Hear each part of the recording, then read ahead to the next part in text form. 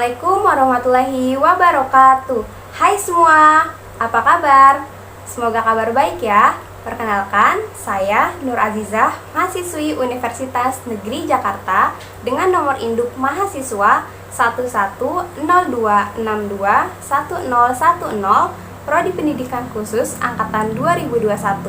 Pada kesempatan kali ini, dalam rangka memperingati Hari Pendidikan Nasional, saya akan memperkenalkan kepada kalian mengenai apa sih anak berbakat itu. Tujuan dibuatnya video ini adalah sebagai pemenuhan tugas akhir semester 116 mata kuliah pendidikan anak berbakat dengan dosen pengampu Ibu Hartini Nara.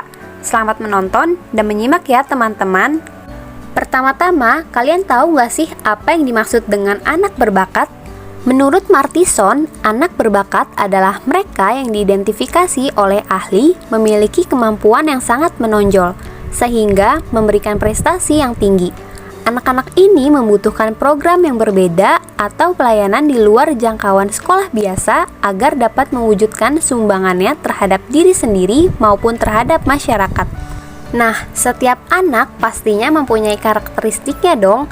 Lalu, apa saja sih karakteristik dari anak berbakat?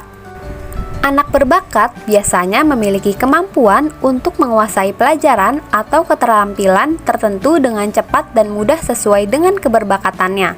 Mereka memiliki ide-ide yang tidak sama bila dibandingkan dengan teman-temannya. Demikian pula dalam mengerjakan tugas, mereka cenderung lebih tekun dan mampu menyelesaikan persoalan yang lebih sulit. Sebagian besar anak berbakat memiliki harga diri yang lebih tinggi, lebih terampil dalam kehidupan sosial, dan memiliki penyesuaian emosional yang di atas rata-rata kemampuan anak seusianya. Meskipun demikian, beberapa anak berbakat justru mengalami masalah emosi dan sosial. Mereka mengalami kebosanan atau bahkan frustasi dengan kegiatan di sekolah yang dirasakannya terlalu mudah. Hal ini dapat terjadi karena sekolah tidak memberikan tugas dan kegiatan yang menantang kemampuan dan keterampilan mereka. Anak-anak berbakat seringkali merasa bahwa penjelasan guru terlalu lambat dan sering diulang-ulang, padahal mereka telah mengerti maksud dari penjelasan tersebut.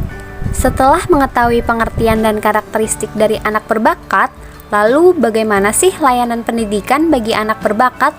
Kebutuhan pendidikan anak berbakat ditinjau dari kepentingan anak berbakat itu sendiri, yaitu yang berhubungan dengan pengembangan potensinya yang hebat. Karena itu, anak berbakat membutuhkan model layanan khusus seperti bidang kognitif, afektif, moral, nilai, kreativitas, dan bidang-bidang khusus. Lalu, apa saja layanan pendidikan yang dapat diberikan kepada anak berbakat? Yuk disimak teman-teman. Yang pertama, ada menyelenggarakan program akselerasi khusus untuk anak-anak berbakat. Program akselerasi ini yaitu dengan cara lompat kelas.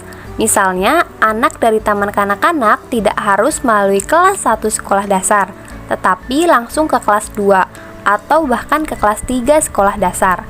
Jadi, program akselerasi dapat dilakukan untuk seluruh mata pelajaran, atau bisa juga akselerasi kelas atau akselerasi untuk beberapa mata pelajaran saja. Yang kedua, ada homeschooling atau pendidikan nonformal di luar sekolah. Cara lain yang dapat ditempuh selain model akselerasi adalah memberikan pendidikan tambahan di rumah atau di luar sekolah yang sering disebut homeschooling. Dalam homeschooling, orang tua atau tenaga ahli yang ditunjuk bisa membuat program khusus yang sesuai dengan bakat istimewa anak yang bersangkutan. Yang ketiga, ada menyelenggarakan kelas-kelas tradisional dengan pendekatan individual. Dalam model ini, biasanya jumlah anak per kelas harus sangat terbatas sehingga perhatian guru terhadap perbedaan individual masih bisa cukup memadai. Misalnya maksimum 20 anak. Masing-masing anak didorong untuk belajar menurut ritmenya masing-masing. Anak yang sudah sangat maju diberi tugas dan materi yang lebih banyak dan lebih mendalam daripada anak lainnya. Sebaliknya, anak yang agak lamban diberi materi dan tugas yang sesuai dengan tingkat perkembangannya. Yang keempat, ada membangun kelas khusus untuk anak berbakat. Dalam hal ini, anak-anak yang memiliki bakat atau kemampuan yang kurang lebih sama dikumpulkan dan diberi pendidikan khusus yang berbeda dari kelas-kelas tradisional bagi anak-anak seusianya. Kelas seperti ini pun harus merupakan kelas kecil di mana pendekatan individual lebih diutamakan daripada pendekatan klasikal. Kelas khusus anak berbakat harus memiliki kurikulum khusus yang dirancang tersendiri sesuai dengan kebutuhan anak-anak berbakat.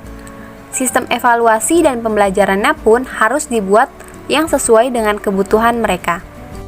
Mengetahui pengertian udah, karakteristik udah, layanan pendidikan juga udah. Terus kira-kira ada nggak sih tokoh berbakat di Indonesia? Tentunya pasti ada. Yuk kenalan dengan tokoh berbakat di Indonesia. Kita pasti sudah nggak asing lagi dengan nama B.J. Habibie. Presiden ketiga Republik Indonesia ini sudah sejak dulu dikenal sebagai orang dengan IQ tertinggi di Indonesia. B.J. Habibie merupakan putra bangsa yang lahir di Parepare pada 25 Juni 1936.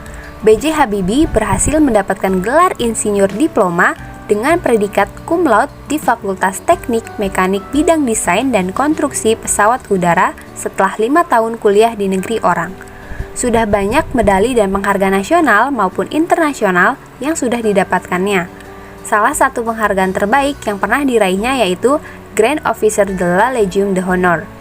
Penghargaan tersebut diberikan oleh pemerintah Prancis atas kontribusi dan dedikasinya dalam industri di Indonesia. Selain itu, masih banyak lagi penghargaan-penghargaan lain yang diperoleh oleh B.J. Habibie. Tokoh berbakat di Indonesia selanjutnya yaitu Nelson Tansu. Nelson berfokus pada bidang penelitian semikonduktor berstruktur nano. Teknologi ini adalah kunci untuk pengembangan sains dan rekayasa masa depan. Nelson bisa membuat sinar laser dengan listrik yang sangat hemat. Sinar laser yang biasanya memiliki daya 100 watt, namun ia bisa membuatnya menjadi 1,5 watt saja. Ia juga berhasil memperoleh 11 penghargaan dan memiliki 3 paten atas penemuannya. Lalu berikutnya ada Chairul Anwar. Ia merupakan penemu teknologi jaringan 4G berbasis OFDM atau Orthogonal Frequency Division Multiplexing. Ia berhasil lulus dengan predikat cum laude serta menjadi wisudawan terbaik Fakultas Teknologi Industri ITB. Setelah lulus S1, ia kemudian melanjutkan pendidikan S2 dan S3 di Nara Institute of Science and Technology. Dan yang terakhir ada Ken Kawan Sutanto. Ia memiliki 31 paten untuk penemuannya di bidang interdisipliner, ilmu elektronika, kedokteran, serta farmasi. Dalam perjalanan karirnya, Profesor Dr. Ken Kawan Sutanto ini pernah menjadi Direktur Clinical Education Anda Science Research Institute sekaligus menjadi profesor. Ken Kawan Sutanto ini memiliki metode mengajar unik dan khusus yang dikenal dengan sebutan metode Sutanto atau efek Sutanto. Nah, kita sudah berada di akhir video nih teman-teman. Semoga apa yang saya sampaikan bisa bermanfaat dan mudah dipahami oleh teman-teman semua ya. Terima kasih. Wassalamualaikum warahmatullahi wabarakatuh. Sampai jumpa di lain kesempatan.